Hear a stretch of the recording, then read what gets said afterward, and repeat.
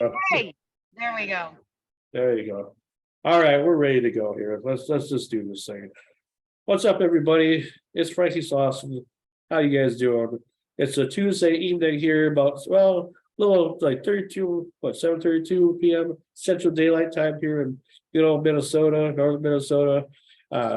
We are doing a live show. Can you believe it? It's finally going to do a live show, and I actually got some company this time. I'm not by myself.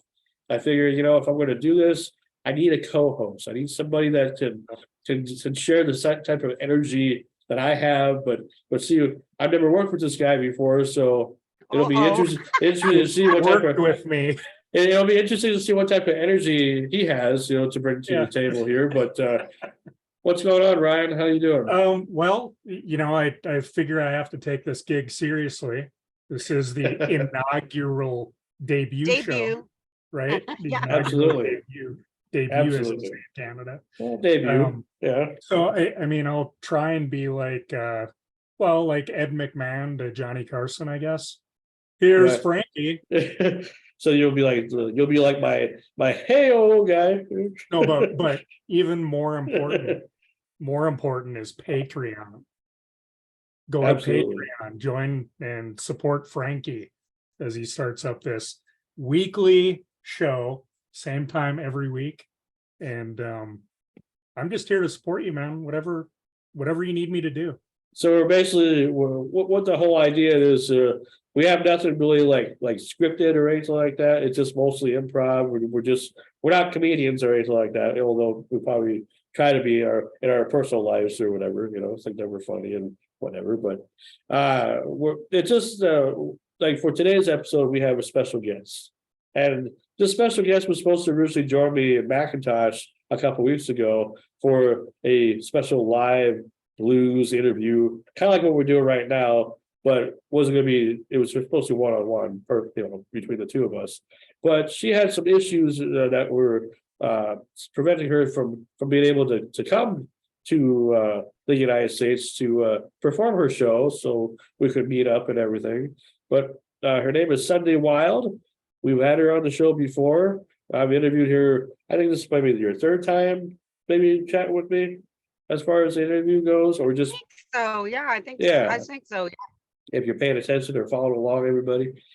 She's a Canadian singer, a blues singer. All her albums are pretty much everywhere that you could possibly look, whether it be YouTube, Spotify, iTunes, wherever. And it's excellent music. It's like old time. If you listen to her, it's like old time, like blues, but old time, like almost sounds like you're going to like the 40s and 50s swing era kind of too. Kind of like, like the Frank Sinatra sound and everything, kind of like. Thank you. I'm fascinated by it. I've never talked with a blues singer, but I love the blues. And what I like even more about the blues is the history of it. So I've got questions about it. How you got interested in it? Why? How it relates to other kind of music. Not yet. This is still your introduction. Yeah, this is the introduction. We're hyping you up a little bit. Move on, Frankie. Anyway, so Frankie, I'm right here. You're right there, down here, whatever. Anyway, her name is Sunday Wilde. Sunday, welcome to the show. Thank you. Thanks for having me. Oh, I always enjoy talking to you because you're always so sweet and everything, and you're just, somebody who's very humbled. Although I feel the whole country of Canada should treat you like, like you're the queen, because you people know you. You're kind of well known in Canada with the music that you've done, and you won some awards too, haven't you, or gotten some recognition in some magazines or something? Oh yeah, yeah. So yeah, I mean, quite a bit of that. Mm-hmm. Yeah, so it's kind of I don't understand why things are the way they are currently in your life, but I guess it just is what it is, because I figure since you're pretty well known that everyone's going to take care of Sunday. Sunday's the best day of the week anyway. It's a rest day. Thank you. No, I don't get taken care of like that. How many albums do you have now? Thank you for wishing. Hang on a second. Thank you for wishing upon me. though, Hey, Sean. it's no problem, no problem, no problem. So what we're here to talk about, and Ryan, we'll get to your questions here after a bit, but the thing that I want to know about is what happened to her, what she went to a couple weekends ago, about how and why she wasn't able to get past the border to come do a show. So I want to hear about the story, and then Ryan, Yeah. I'll let Ryan ask a bunch of questions because he doesn't know you. This is his first time talking to you, so I know all about you already, but he doesn't know about you. So it's like I'll let him ask a bunch of questions after we're done with the main topic here, because it's very interesting. I think it's going to turn a lot of heads after you share your Yeah, story. So I don't know how many people out there that are watching are from Canada or not, or America or wherever, I guess, worldwide, right? yeah, it's I live worldwide. in a community that's near a few different border crossings. And I did get invited by little Bobby to come down to McIntosh, and I was excited. I had a lot of planned ahead of time, etc. Took time off work, and I've crossed the border probably 8 to 10 times to go down to Memphis and Nashville and all those kinds of things. And we always did tend to get bothered by the border about why we were traveling. So as a musician artist traveling into America from Canada, they always kind of think that you might be making money. And you can't make money as a Canadian crossing into the America, you can't make money. You're not allowed to make money, or you need to have a permit. So I told the border when I crossed the border patrol, I said, I'm going down to my friend Little Bobby's because he produced an album for me, which he did, Sean, years Sure. back. Oh yeah. And he Yep. invited me, and I love him, and we're friends, old friends. And we've been on projects together. And I said, not a problem. I'll come down. It'll be fun. I got my friend to drive me. She was gonna play bass. Told the border people that. I said, I'm going to visit little Bobby at McIntosh. He's got an event coming, and he invited me to come down and hang out. And then they pulled us over and searched our car. So I was detained for 3 hours at the border, and they grilled me. And I don't believe in BSing people. I Sure. believe in straight up. So that was the straight up thing that I said to him. And then he determined that indeed I was a musician, and was I going to be performing? And I said, yes, I am performing. I owe Bobby a favor. That's how this business works. You help friends out. And he produced an album, and I got to go because he's my friend, and he wants he wants me to sing for his friends, whatever, right? That type of thing. Yeah. And then they grilled me even more. And then they grilled me even more. And then they talked to each other. And then they grilled me even more, asking me, well, tell me again what you're getting paid. I'm not getting paid. I'm going down to help my friend and to see my friends, and I'm going to be performing. So that's crazy. they still wouldn't, they said, well, how are we supposed to know you're not making any money? You gotta trust me, but I have a house in Canada. They're always worried that people are going to cross the border and stay in America. Sure. Too. That's an issue, right? Yeah. And they're like, well, do you own property in Canada? Yes. Do you have a job? Yes. Do you have family? Yes. That kind of thing. Okay, so you're not going to stay in America. And I'm like, why would I? No, I'm not going to. I'm not going to go to McIntosh and live there. No offense, Bobby.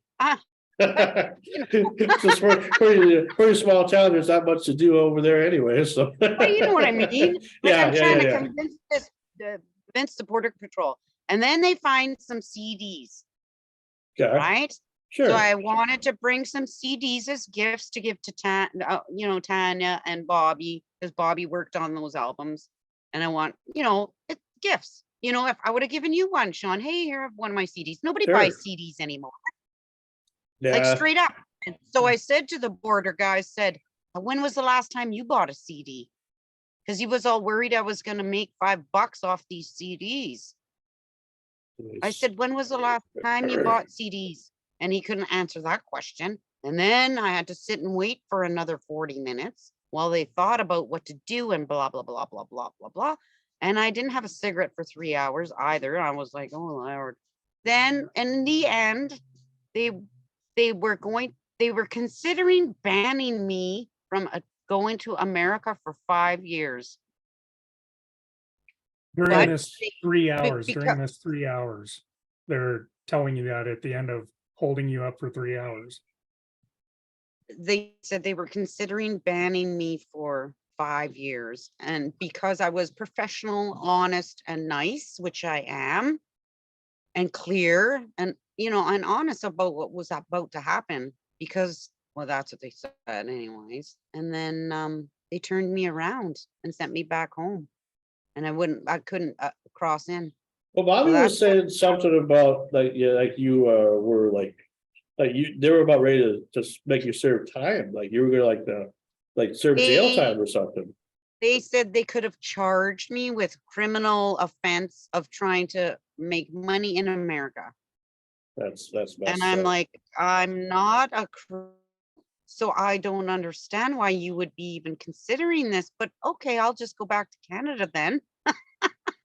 Wow. It was kind of a time, let's put it that way, to be polite. Sure.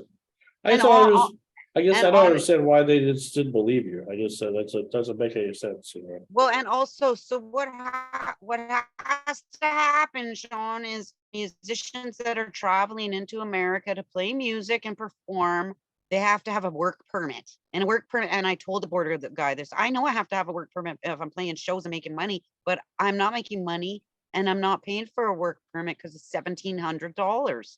And he knew exactly how much it costs. And I just said, no, I can't do it, man. Can't do it. Wow. So that's why I couldn't come across. And So if you- I phoned Bob. I said, can't. So if you would have paid the money, they would just been like, no problem. Have a nice day. We'll see you when you get back. No, I would have had to do it 6 months prior to me traveling. You have to Oh. apply for those. Oh. Yeah, it's a big process. So yeah. And I knew the process, right?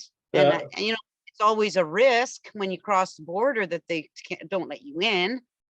So, and I just said to the guy, said, well, it's too bad, but you're treating me like a criminal, and I'm not a criminal, but I live in the hood where I live, and there's lots of criminals around here. So I know what criminals are. Oh, and I you ain't got one that of in them. Canada too, huh? Wow, you figure Canada's a whole peaceful country, that's what I want to believe anyway. No. Oh yeah, well there's Canadians are parts. friendly. Some people Canadians are are. friendly. I used to watch Mr. Dress Up and Fred Penner and all that, so that always gave me the inspiration of Canada's a great country. You got red, green over there and everything. There's no way it could be a horrible country. Oh yeah, Mr. Dress Up is awesome. So that's kind of the gist of the story. I had to Okay. turn around. And I could have made a few other decisions. I could have not brought the CDs, but I chose to. I could have went on a different border crossing, but it's the same thing, right? Yeah. Well, like how long? Had those problems Oh, before? go ahead. Have you had those problems before coming over, or is this like a recent thing? Something's changed? Like COVID or something? I mean, I don't know. I used to travel with my partner, Reno Jack, and he was also a musician, and he was a big guy. And yes, we would always get bothered at the border and detained for some time, not that length. And we were never turned back. Wow. We were never turned back ever before, but they would go through his pockets and search for, like, one time he put on this old trench coat because he was an old guy with wears fedoras and trench coats and stuff. And he put on this trench coat and he had this crumpled up piece of paper, and the border people took this paper out and said, "What's this?" And he said, "I don't know." And he looked at it and he said, "Oh, it's a part of a song I was writing." And then they were like, "Oh, you're musicians?" And then all of a sudden they think that we're like coming to the States to make a bunch of money, but it Yeah. doesn't work that way where you're an artist. See, Right. artists are different than musicians that way, like artists, they're kind of a one of a kind type of situation. An artist, a musician can play with all sorts of people, make more money sometimes, depending on the fame and everything else. But anyways, that's what happens. And I'm saying it in the nicest way as I possibly can. They Yeah, had their job. Yeah, I'm they s- had their job to do, but I was basically treated like I was some kind of criminal. I thought. And I was fingerprinted and stuff too. And it was like, whoa. I feel like if I would have chatted with you that weekend while you were being detained, you'd be in a different mood. You'd be more pissed off about everything. You know what? I wasn't pissed off. I was crying because I wanted to see Bobby so bad. You know, I called him and I was crying and screaming on the phone, but not out of anger because I was disappointed. I couldn't see my friend Sure. more After, than anything. especially And after my planning it for friend, so long, you know? planning it in a pandemic, you know, everybody was forced to stay home and do freaking nothing. And all of a sudden, oh, Bobby invited me to come down and hang out. Awesome. And then my friend was coming with me. We were disappointed. What are you going to do? But it wasn't like they cut off my hand or anything. Thank God. Well, like for example, like if you like, okay, like you're in Toronto or Ontario, right? So where you? Yes, I'm in Northern Ontario. So how long would it have taken you to, if they would have detained you, how long would it took you to get to McIntosh then? I suppose you would have flew to Bemidji, I suppose, or whatever. No, we drove. Oh, you drove? Oh, see, I figured you were we were floating. driving. It was going to be a 7-hour drive. Oh, okay. I didn't know how long it is from here to there because I've never been to Ontario. Yeah, it doesn't matter. Yeah. We're like Manitoba. We're above the or below the Manitoba or above Manitoba. Yeah. So it was 7-hour drive supposedly, and we were going to be there in time, depending on what happened at the border. Sure. And so we were basically in the car for 13 hours, and then we got back home, and that was the end of that. Interesting. Yeah, I mean, I'm just kind of flabbergasted because if that would have been me, I mean, it's like I don't know how I would have been able to handle it. You know, it's like especially when you plan something and it's just like you look forward to this, and it's just like these people can just tell you to go fuck off, pretty much. You know. What about them? What if they were musicians or something? Off, yeah, they basically said fuck off, but they were nice about it. yeah. We'll put you in prison and we'll charge you all this money and all that, but you know, you have a nice day now. You know. You musician, you know. But also they are basically the police at the border, right? So you can't get mad with them because then you just get in worse trouble. I'm just mad that we have to have a passport anyway, because you know, I remember a time, and I'm sure we all remember a time where you didn't have to have a passport to go to Canada. You know how much I want to go to Canada right now, just rather than just go to Grand Forks or Fargo to go do anything or whatnot that I like to do. But why can't you get a passport? Well, I can, but it's just a part of it. It's like I feel like you know, it's just no, I don't have a passport. Nobody will give this face a passport. No, I'm just kidding. I can get one. I just what I'm trying to say is it's the principle of the thing. It's just like I remember a time when you didn't need all that stuff, you know. Like the last time I was in Canada was probably 2002, 2003, somewhere around there. I went to Winnipeg for a day and had a great time with some friends. And what did you need to get across the border? Nothing. Just you had to show identification of some sort. Well, I mean, I was with somebody at the time, so whoever I was with, they talked to, but we didn't they didn't need anything from me as far as like, you know, because I wasn't driving at the time. I was just riding along.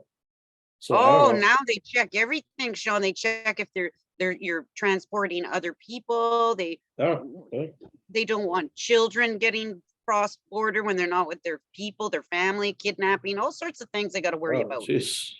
Oh yeah, it's a process, and I went to Winnipeg last summer, and it's a real process. There was that ArriveCan app, I think we had to fill that out, and of course they check passports, and they double check again after you do it on the internet, and they check everything. Like I remember as a kid, they just waved you through, you know. So what's worse, going through Border Patrol or going to TIA or the people at the airport or TSA or whatever? What's the worst? I don't know. Out of my experience, it's probably easier at the airport. I mean, if you're flying international or something, I don't know. My folks went to have an experience, you know, like Sunday had. I would say it's much worse trying to cross the border. My brother and his son went to Arizona earlier this summer, or not this summer, but this year, back in January, and it was my first time for my folks ever flying, as far as together as a couple, anyway. And so I don't know what they experienced going through the security, but I'm sure it was different than they expected. I'm sure. It's a different world we live in now. Totally different. Yeah.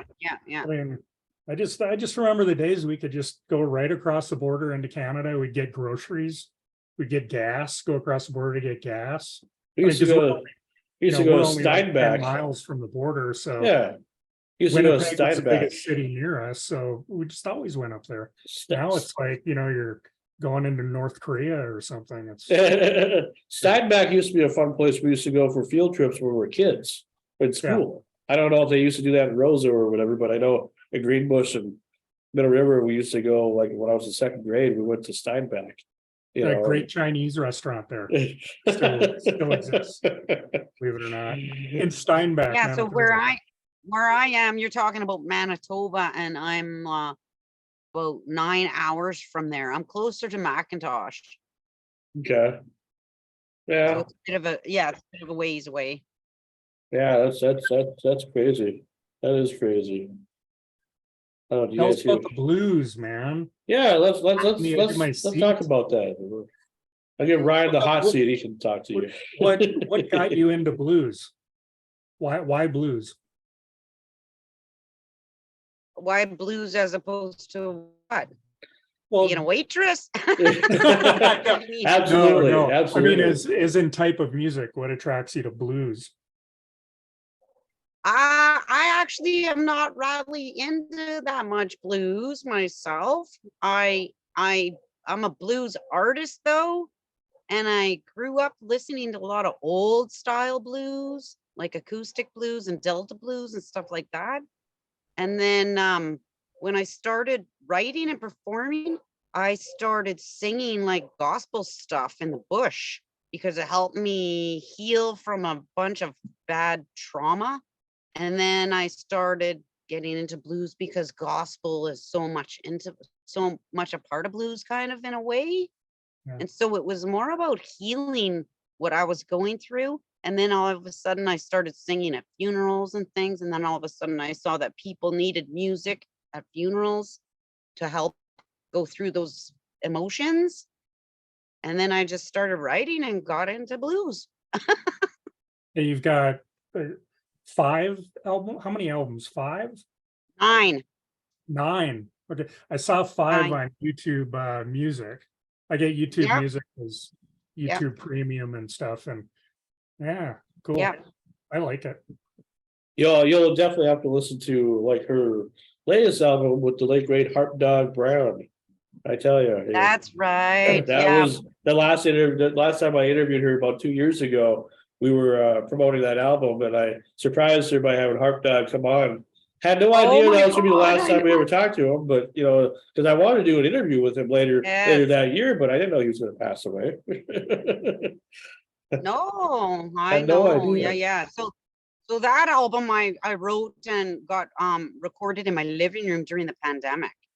So it was very simple. It was me on the piano and my songs, and then I brought in an upright bass player, my friend Mike Carson. And then I asked Harp Dog Brown just to record on one song, because he was my friend and he's very famous for me. And he listened to a few songs. He said, I'll do a bunch. Okay, awesome. So that was fun. It was a fun project. And then we became close friends to Harp Dog Brown and I, right? Because of that. And also from other experiences together too. But yeah, he gave me a lot of advice about music. He was doing music for most of his life, 30, 40 years, I think. Yeah, that's what he told me. So that's awesome. We had a nice conversation before the day before we did the interview with you. I had a conversation with Harp Dog for like 40 minutes. He was talking to me about stuff because he was curious about me and I was curious about him. And I guess we could have considered that an interview. I should have recorded the whole thing, but it really was just us talking about this random stuff. So it wasn't really, whatever, but it was a nice conversation, and I wish I would have recorded it. You know what, Sean? A few times he stayed with me while he was on tour and stuff, and we'd just stay up till 4 a.m. drinking, right? And I said, man, we should record this. So, we should record this because people know your music, people know my music, and we're sitting here talking like old friends, all the wisdom and laughter. And I wish we would have, because he passed away since that time. But so be it.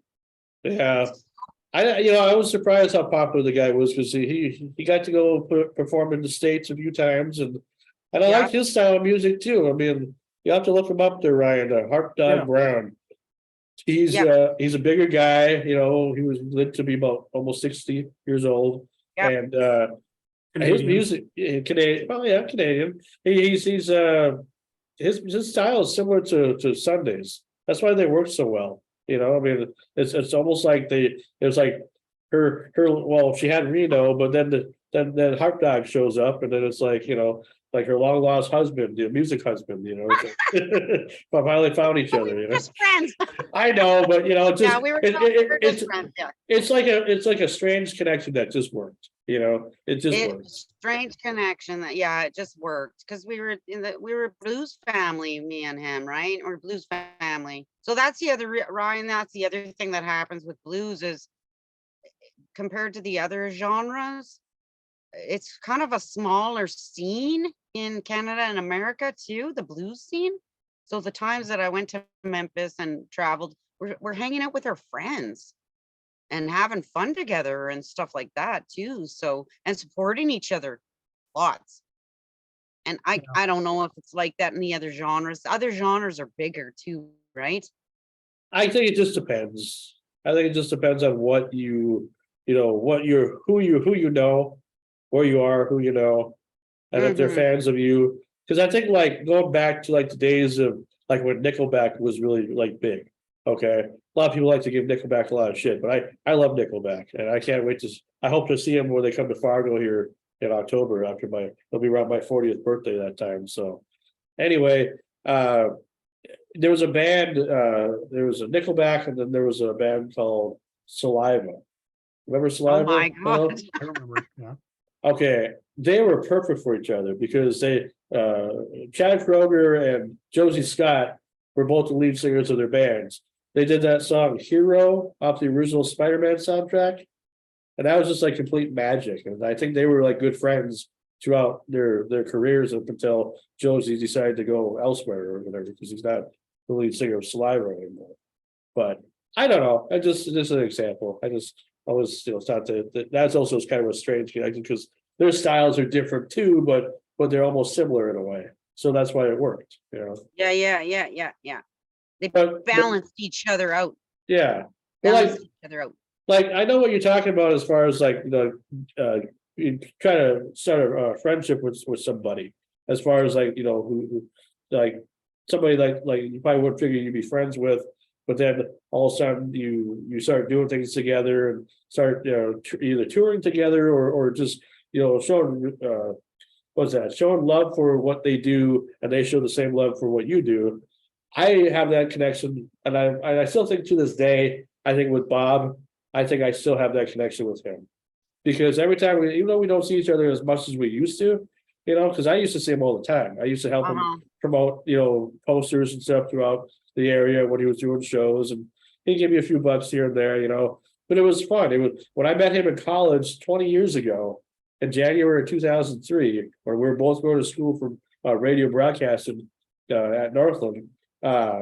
It was so much fun to have a friend that was a musician, because I didn't have many people that were musicians that were friends. They're just regular people, and they didn't really, it was just, it is what it is.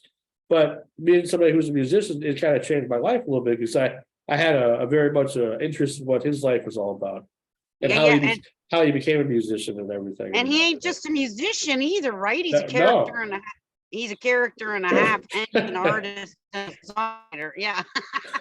Yeah, another guy, Little Bobby, if you to look up there, Ryan, Okay. on YouTube or Spotify, you'll find him. He's everywhere. And so I met Little Bobby when I drove down to Clarksville, Mississippi about 10, 12 years ago. I knew nobody when I went down there. Me and Reno drove down because I was supposed to be part of this woman blues recording down at Clarksville, Mississippi years ago. And Bobby was the recording engineer. And so he heard me on this wonked out piano and he said, "What the hell is she doing?" But then we became friends. Yeah, that's kind of a weird then he story. heard me and he got to know me. He's like, "What the hell is she doing?" Because I was playing this really weird wonked out piano, and it was in a minor key, and eerie and all this stuff. And he's like, what the hell? That's crazy. That's crazy. And then we became friends and then, worked together on projects, right? Yeah. See, I wish the city of Roseau, we'll just say, they do the songs in the park or artists in the park now or whatever that they do every week for the summertime. Yeah. Sunday would be perfect for that. Yeah, I think so. Absolutely, but No doubt. hopefully it would be a fight with the border just to come to Roseau. Minus the Oh whole no, I border can't come down and play music. Yeah, not at all. Not I'm at all. not allowed to. I thing. get a Take you in a permit. boat across Lake of the Woods. Well, I mean, it's just silly, this whole thing. It's just like, Lake of the yeah, Lake of the Woods. There you go, Lake of the That's Woods. funny. Yeah, That's where my son is. I know Lake of the Woods. I was there on my honeymoon. that's where your son is. Your son, which Yeah, one? my son, my oldest son Lucas is on Lake of the Woods right now. Yeah, Oh, but okay. I spent time on Lake of the Woods. How do you guys know Lake of the Woods? Because Is it close to you? it's like not too far away. It's like an Yeah, hour. it's It's 50 Warroad. Oh, okay. Warroad. It starts in Yep. Warroad. Yep. Goes all over. Obviously, the southern part of Oh, Lake of the Woods, Cool. northern part goes That's up to cool. Kenora. So Does it He's go up to probably the? right Does around it Kenora. go up to the northwest angle too? Is that part of it, or is that yeah, something Northwest else? Angle is part of Lake of the Woods. Yeah. So That that's little- like the Yeah, top. yeah, people- Northwest Angle, For yeah. people who don't know anything about Minnesota, it's that northern border with the jut, kind of juts up into Canada. Yeah. Northwest Angle, a lot of interesting history about that. They say it's America, but it really feels like Canada. Because They were gonna say like It's 50 probably people that partly live both. there's like 50 people that live there, and they were actually talking about seceding into Canada, cutting it Oh. off, and just joining Canada. Well, It's I'm about just border saying. stuff. You have to cross the border twice as an American to get up there. Oh, okay. I didn't know You that. have to go into Canada, and then you have to go back into the United States to get up there, and then you got to do the same thing coming back. It's a Wow. real pain. Just because you want to have a little fun. But well, anyway, someday I appreciate having you on. I mean, this was a lot of fun, and Ryan too. I mean, I don't know your first musician interview, blues musician or whatever. He had no idea about this until about an hour or two ago. So I just- have Oh, no okay, musical yeah. talent. I have no musical talent. One of my biggest regrets was as a kid, my grandmother was teaching me piano, and we just stopped. I don't even know why, but I totally regret not continuing on. I really, because I love Well, music. you're not dead yet. You're not dead yet. Yeah, that's true. What do you recommend to That's learn true. the piano? I at? know I'm right. Because I took up the piano way later in life than other Oh, did people. you? Like most of the musicians I work with started playing music when they were 14, 15, 16. I started playing music when I was like 39 or something like that. Oh, Really? Yeah. You're fascinating. not dead yet. You could still take the piano, although your grandma's probably not around anymore, but No. or if she- pretty much all passed, unfortunately. there's somebody else's grandma that can teach you piano. Yes. Sure. Yes. Did you learn from a grandmother there someday, or did you learn just naturally? I just learned from crying at that damn piano because I wanted to sing. I only Oh. learned the piano so I could sing, and I couldn't find any musicians to play with. Yes. Did you take any formal lessons to No, do that, or see? That's No. what fascinates me. I mean, you talk to so many musicians and artists, and how they can just pick things up. It's like well, it I wasn't can like take picking lessons. things up. What do you mean? It wasn't like picking things up. It was like hard work and practice, and Right. doesn't come like that. But I knew that a piano had so many damn keys in it. I looked at that thing and I went, well, how hard could this possibly be? And even if I hit one key, I could probably sing something. And that's what I said to myself. And that's how I did it. So then I That's a- started hitting more keys. Yeah, Like if you see it that way, it's kind of simple. yeah. But I've never I heard can't- it explained that way. Yeah. No, that's what I did. That's how I did it myself. I just encouraged myself that way in that simple steps, right? Just like anything. But I Yeah. mean, I couldn't. What I can't do is I can't like sit up and jam with little Bobby on his guitar and play a bunch of piano pieces to his what he's doing. I'm not that skilled. I think he's a natural talent. I think he just picks up or thinks about some type of music and he can just play just about anything. I mean, it's amazing, you know. Right. It's his own style, but it's still, you know, That's it's still right. amazing. Yeah, Very that's much. right. And I he can heard- add in other people's music too, right? Yeah. But with his playing. Oh yeah. Yeah. He's always doing new stuff every year. So he's since he's gotten the bar, he's made like 2 albums already. So he has like more than that out already. But yeah, he's just consistently doing things, you know, like we're talking about with the, you know, with me and my Patreon and all that stuff, you know. But Bob's the type of guy who's always find creativity. He can find creativity while taking a shit in the toilet, for crying out loud. Find creativity in that, and then to make a song out of it or something. That's I don't mean, know. very I creative. think you It's very should phone him creative. and ask him about that one. I mean, the stuff he comes up with sometimes, weed blues and everything. I mean, come on, that has to be inspiration from somewhere.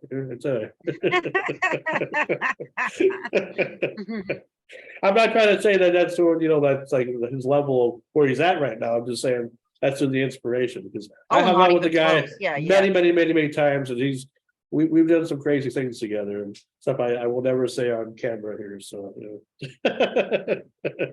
I'm not going to say anything on camera about that either. Well, to our audience, you know, you never know who's watching, you know. Exactly. Yeah. But anyway, I appreciate you, Sunday. Is there anything else you want to say at all, or tell the audience, or anything? you got Yeah, I going want on? to say something to the of course I want to say something to the audience.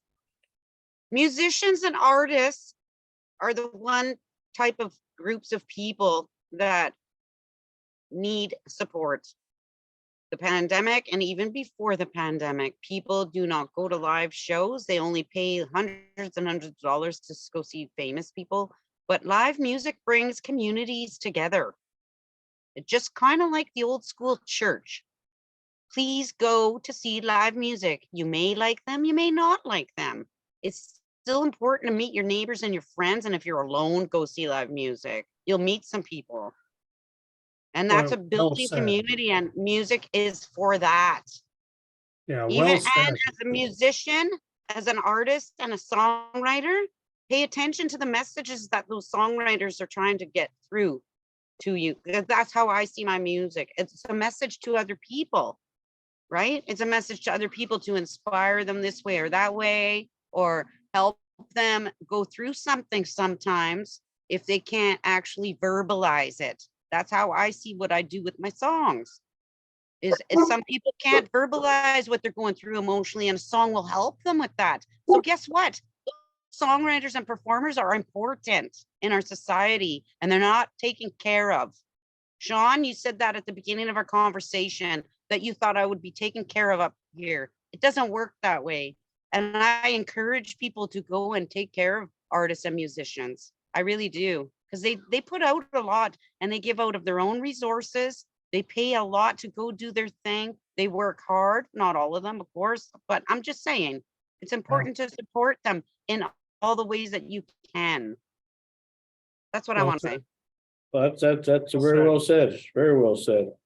And then I always say those things that I say in the beginning because I try to compliment you, try to build you up, try to, you know, show my respect to you because I feel if it was me, if I was your manager or whatnot or whatever, I'd make sure you're taken care of so you never have to worry about being, you know, have any bad situation happen. That's what that would be me. Thank But you know. Well, thank you. Well, I need a bunch of people like that, Sean. Absolutely. I believe in fairness to everybody. So, you know, especially with people who put in the work for a long time. You're not a rookie, you're not a new person. So, you know, so. All right. Well, I appreciate your Sunday. And I think Ryan will end it with right here, I think, for today, as far as for our pilot episode anyway. Well, Remember Patreon. absolutely. Patreon. Find me on Patreon. And I always share the links. This interview will be on Patreon as well as seeing it live on Facebook. Most of the time, you'll see a lot of stuff on Facebook as you do, or YouTube as you do on Patreon.